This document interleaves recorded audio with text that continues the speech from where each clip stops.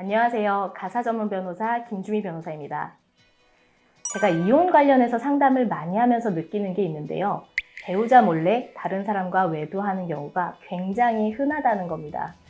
그럼 주로 어디에서 만나서 외도를 하느냐? 제가 상담을 하면서 느끼는 건 같은 직장 내, 같은 직장 동료끼리 또는 직책에 조금 차이는 있더라도 상급자와 그 바로 밑에 있는 직원끼리 외도를 하는 경우가 굉장히 많은 것 같습니다. 최근에는 골프 연습장이나 헬스장처럼 운동을 하면서 만나거나 동호회 활동처럼 취미 활동을 하다가 만나서 외도를 하는 경우도 되게 많은 것 같습니다. 이렇게 믿었던 내 배우자가 외도를 하고 있다는 사실을 알게 되었다. 그러면 사실 배신감, 충격 때문에 아무것도 생각이 안 들기 마련입니다. 어떤 분들은 상간자한테 직접 찾아가서 머리채를 잡거나 드잡이를 하는 경우도 상당히 많이 있습니다. 근데 이건 사실 법적인 대응 방법은 아니죠. 위법하지 않은 방법으로 법적으로 배우자의 부정행위를 그만두게 하고 또 외도 상대방에 대해서 조치를 취할 수 있는 방법은 바로 상간자에 대해서 손해배상 청구 소송을 하는 겁니다. 이건 배우자와 이혼을 하지 않고 상간자에 대해서만 제기를 할 수 있기 때문에 이혼을 안 하고 상간자한테 먼저 소송을 걸어놓고 배우자의 반응이나 태도를 좀 살펴봐서 나중에 이혼 여부를 결정을 해도 늦지 않습니다. 그런데 소송을 한다고 해서 바로 할 수 있는 게 아니에요. 소송을 제기하기 위해서 몇 가지 준비할 게 필요한데요. 먼저 첫 번째, 상대방의 인적사항을 특정할 수 있느냐. 그리고 두 번째, 상대방이 내 배우자가 기혼자인 사실을 알고도 만났느냐. 마지막으로 세 번째, 부정행위의 증거가 있느냐. 이 세 가지 내용이 모두 준비가 되고 이걸 뒷받침할 수 있는 증거가 있어야 소송을 제기할 수 있습니다. 가끔 내 배우자가 바람을 피우는 건 확실한데 상대방 이름도 모르고 전화번호도 모르고 뭐 아무것도 몰라요 하시는 분들이 계세요. 그러면 상대방이 아예 특정이 안 되기 때문에 사실은 소송을 하기가 어렵습니다. 그래서 적어도 인적사항을 특정할 수 있는 한두 가지의 정보라도 확인을 하세요 하고 말씀을 드리거든요. 일단 휴대전화 번호를 알아내는 게 가장 흔하고도 또 쉬운 방법입니다. 이 휴대전화 번호를 알면 통신사에 사실조회 신청을 넣어서 상대방의 인적사항을 확인을 할 수가 있습니다. 그런데 요새는 주요 3대 통신사 외에 알뜰폰을 사용하는 분들도 많거든요. 이 알뜰폰 회사가 거의 30개 정도가 되는데 만약 주요 3개 통신사에 조회를 했는데 안 나온다 그러면 알뜰폰 회사에 전부 사실 조회를 넣기도 합니다. 다음으로 차량 번호를 알면 도로교통관리사업소의 인적사항을 확인을 할 수가 있고요. 은행 계좌번호를 안다 그러면 은행에, 그리고 네이버나 다음과 같은 포털 사이트 아이디를 안다고 하면 각 포털 사이트의 사실조회를 통해서 인적사항을 확인을 해볼 수가 있습니다. 네, 사실 가장 쉬운 방법은 결국은 배우자를 추궁을 해서 이 상간자의 정보를 조금이라도 계속해서 알아내는 방법이겠죠. 다음으로 중요한 것이 상간자가 외도를 할 때 이미 내 배우자가 기혼자라는 사실을 알고 있었다는 점을 입증하는 겁니다. 간혹 배우자가 내가 이미 결혼했다 라는 사실을 처음부터 숨기고 만났거나 아니면 나 이미 이혼했어 라고 이야기를 해서 정말로 결혼한 사실을 모르고 만나는 경우도 굉장히 많이 있거든요. 실제로 제가 이 상간자를 대리를 해서 진행을 했던 사건들 중에서도 원고의 배우자가 카톡 프로필에도 가족 사진은 전혀 올려놓지도 않았었고 또 카톡 대화를 할 때도 나 이혼하고 이미 뭐 동생이랑 같이 살고 있어 나 돌싱이야 뭐 이렇게 이야기하는 식으로 자기가 기혼인 사실을 숨겼던 사건들이 있었는데요.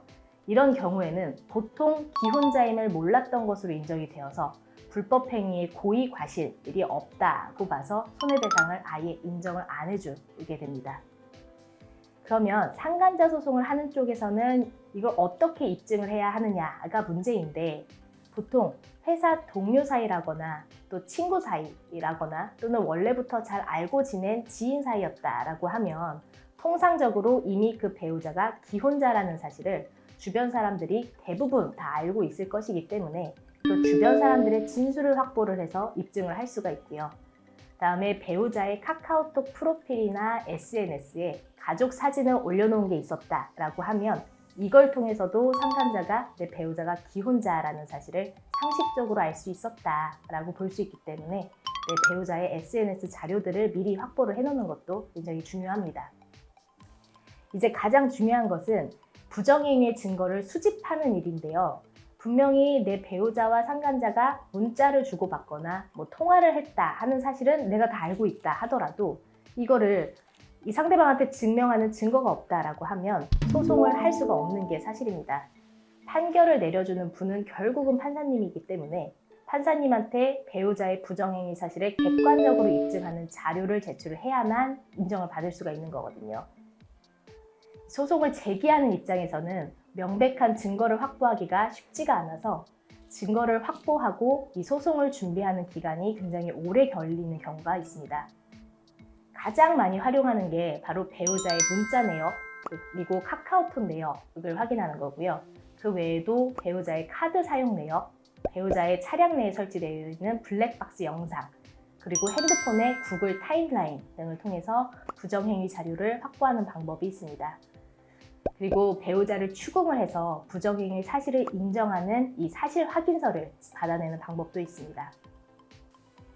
그런데 증거를 수집해야겠다는 마음이 너무 앞서다 보니까 간혹 비밀번호가 설정된 배우자의 휴대폰을 몰래 열어서 보거나 또 집에 배우자 몰래 녹음기를 설치를 해두고 배우자랑 상간자의 통화 내역을 도청하는 경우도 있는데요. 이렇게 비밀번호가 설정된 핸드폰을 무단으로 열어서 그 안에 있는 내용을 보면 결국 이게 정보통신망법 위반으로 처벌이 될 수가 있고요. 그리고 배우자의 대화를 도청하면 통신비밀보호법 위반이 되어서 처벌될 가능성이 있기 때문에 이런 방법으로 증거를 수집하는 것은 조심하셔야 됩니다. 사실 제일 궁금한 부분이 이렇게 내가 고생을 해서 소송을 했는데 도대체 내가 얼마나 받을 수 있느냐 하는 거거든요. 보통 상간자에 대한 위자료 소송은 3천만 원으로 청구를 하는 게 일반적입니다. 그런데 이 금액이 항상 전부 인정되는 것은 아니고요. 구체적인 사정에 따라서 판사가 일정 부분을 감액을 해줍니다. 판례는 위자료 액수를 산정하는 기준에 대해서 첫 번째, 원고와 배우자의 혼인 기간, 그리고 두 번째, 자녀의 유무와 수, 특히 미성년 자녀가 있느냐 하는 여부, 그리고 세 번째, 부정행위의 경위 및 기간, 그리고 네 번째, 부정행위의 내용과 정도, 그리고 다섯 번째, 그 부정행위가 원고와 배우자의 혼인관계 파탄에 미친 영향과 정도, 그리고 여섯 번째, 부정행위가 발각된 후에 피고의 태도, 그리고 배우자와의 관계가 어떻게 되었느냐 하는 이 추이와 경과, 이런 재반 사정을 종합적으로 다 고려해서 판단을 하고 그렇게 결정을 내립니다. 4, 5년 전까지만 해도 제가 이렇게 사건을 해보면 위자료 액수가 보통 한 1,500만 원 선으로 감액돼서 나오는 경우가 꽤 많았던 것 같아요. 그런데 최근 한 2, 3년 사이에 제가 이렇게 사건을 해보면 이 물가 상승률이 좀 반영이 된 건가 싶게 법원이 인정하는 이 위자료 액수도 조금씩 많이 올라가는 경향이 있습니다. 그래서 부정행위의 증거가 어느 정도 좀 명백하고 확실하게 있다라고 하면 보통은 2천만 원 또는 그 이상으로 인정되는 경우가 좀 일반적으로 있는 것 같습니다. 근데 최근에는 제가 3천만 원 전액으로 승소했던 경우도 심심치 않게 있었는데요. 제가 3천만 원 전액 승소했던 사건 2개를 좀 간략하게 소개를 해드리려고 합니다. 첫 번째 사례는 이 원고의 혼인 기간이 약 30년 정도 되셨었고요. 그리고 그 배우자와의 사이에 자녀가 2명 있었습니다. 30년 동안 배우자가 사업을 하는 데에 굉장히 헌신하시면서 내조를 했었는데 어느 날 배우자가 본인 사업장에서 근무하는 직원하고 외도하는 걸 발견을 하시게 된 겁니다. 외도 기간은 약 1년가량이 됐었고요. 우리 원고분은 혼인 기간 중에 남편의 재산을 관리를 하고 계셨기 때문에 남편 카드 내역을 전부 다 알고 계셨었거든요. 그래서 카드 내역에서 여성 의류를 구입한 내역이라든지 또 모텔 결제 내역이라든지 이런 것들을 먼저 확보를 해 놓으셨습니다. 그리고 남편의 동선을 미리 다 파악을 하고 계셨기 때문에 남편이 갈 만한 곳에 차를 이렇게 몰래 주차를 해놓고 남편과 그 여성 직원이 함께 허리를 감싸고 막 어깨동무를 하고 지나가는 이런 모습들을 다 직접 촬영을 해서 증거로 가지고 오셨어요. 이렇게 부정행위의 증거가 매우 명백했었던 거죠. 남편이 외도를 한 이후부터 집에도 잘 안 들어오고 만나면 계속 매일 부부싸움을 하게 되고 해서 거의 혼인관계가 파탄에 이르게 되었다라는 점이 입증이 됐었고요. 이로 인해서 원고가 정신과 치료를 지속적으로 받았다는 점도 입증을 했습니다. 이런 점들이 다 종합적으로 고려가 되어서 법원은 이혼을 하지 않았음에도 원고가 청구했던 3천만 원 전액을 다 인정을 해줬었습니다. 그리고 두 번째 사례는 원고와 배우자의 혼인 기간이 거의 50년 가까이 되셨었고요. 자녀가 한 분 있었습니다. 배우자와 상간자의 외도 기간은 약 10개월간으로 뭐 아주 길진 않았었는데 배우자와 상간자가 통화한 녹음 파일 여러 개를 이 원고분이 수집을 해오셨었거든요. 근데 그 녹음 파일에 배우자와 상간자의 부정행위 내용이 너무나 적나라하게 다 들어가 있었어요. 그래서 상간자가 원고를 헐뜯고 뭐 비하하고 비난하는 뭐 이런 내용도 다 녹음이 되어 있었었고요. 두 분이 뭐 애정 행각을 하는 뭐 이런 내용도 다 녹음이 되어 있었습니다.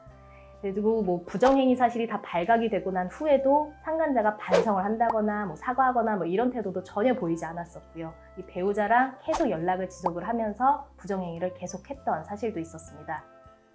이런 사실들이 다 인정이 되어서 그랬는지 결국 원고가 청구했던 3천만 원 전액이 다 인정이 됐었고요. 여기에 대해서 상간자가 나 억울해 하면서 항소를 또 하셨는데 결국은 항소까지도 다 기각이 돼서 우리의 전액 승소 판결이 확정이 됐습니다.